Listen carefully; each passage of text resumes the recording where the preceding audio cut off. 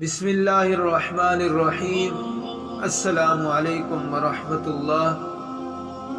حضور صلی اللہ علیہ وسلم کے آزاد کردہ غلام حضرت سفینہ رضی اللہ عنہ فرماتے ہیں، میں سمندر میں سفر کر رہا تھا، جس کشتی میں میں تھا وہ ٹوٹ گئی۔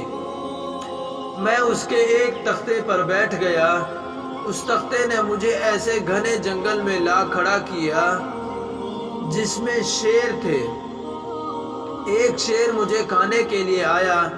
میں نے کہا، اے ابو الحارث، یہ شیر کی کنیت ہے، میں حضور صلی اللہ علیہ وسلم کا غلام ہوں۔ اس پر اس نے اپنا سر جھکا دیا اور آگے بڑھ کر مجھے کندھا مارا اور میرے آگے آگے چل پڑا، یہاں تک کہ مجھے جنگل سے باہر لا کر راستے پر ڈال دیا، اور پھر آہستہ سے آواز نکالی جس سے میں سمجھا کہ یہ مجھے رخصت کر رہا ہے۔ یہ میری اس شیر سے آخری ملاقات تھی۔ اسی طرح کا ایک اور واقعہ ہے۔ حضور صلی اللہ علیہ وسلم کے آزاد کردہ غلام حضرت سفینہ رضی اللہ عنہ ملک روم میں اپنے لشکر سے بچھڑ گئے، یا ان کو وہاں رومیوں نے قید کر لیا تھا۔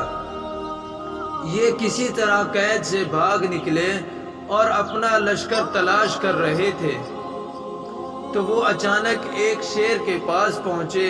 انہوں نے کہا، ابو الحارث، میں حضور صلی اللہ علیہ وسلم کا غلام ہوں اور میرے ساتھ ایسے ایسے ہوا ہے۔ انہوں نے لشکر سے بچھڑنے اور قید سے بھاگنے کا سارا واقعہ تفصیل سے اسے سنایا۔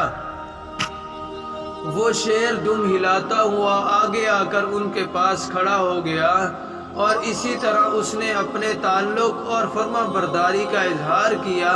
پھر آگے آگے چل پڑا، اور راستے میں جب کسی جانور کی آواز کسی طرف سے سنتا تو دوڑ کر اس کی طرف سے جاتا اور اسے بھگا دیتا، پھر ان کے پاس آ جاتا، ان کے پہلو میں آ جاتا۔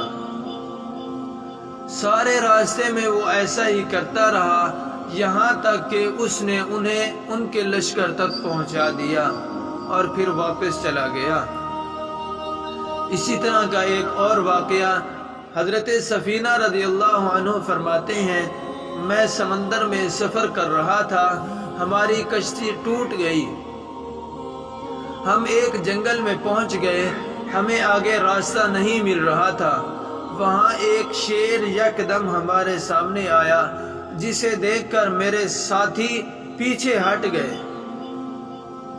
میں نے شیر کے قریب جا کر کہا، میں حضور صلی اللہ علیہ وسلم کا صحابی سفینہ ہوں، ہم راستہ بھٹک گئے ہیں، ہمیں راستہ بتاؤ۔ وہ میرے آگے آگے چل پڑا اور چلتے چلتے ہمیں راستے پر لا کھڑا کیا۔ پھر اس نے مجھے ذرا دھکا دیا، گویا کہ وہ مجھے راستہ دکھا رہا تھا، پھر ایک طرف کو ہٹ گیا۔ میں سمجھا کہ یہ اب ہمیں رخصت کر رہا ہے۔ دعا ہے اللہ رب العزت سے کہ اللہ ہمیں بھی صحابہ کی طرح ایمان لانے کی توفیق عطا فرمائے اور صحابہ کے نقش قدم پر چلنے کی توفیق عطا فرمائے، آمین۔ ویڈیو اچھی لگی تو لائک کرنے، کمنٹس کر کے اپنی رائے کا اظہار کریں اور دوستوں کے ساتھ شیئر کریں۔ زندگی رہی تو انشاءاللہ نیکسٹ ویڈیو میں، تب تک کے لیے اللہ حافظ۔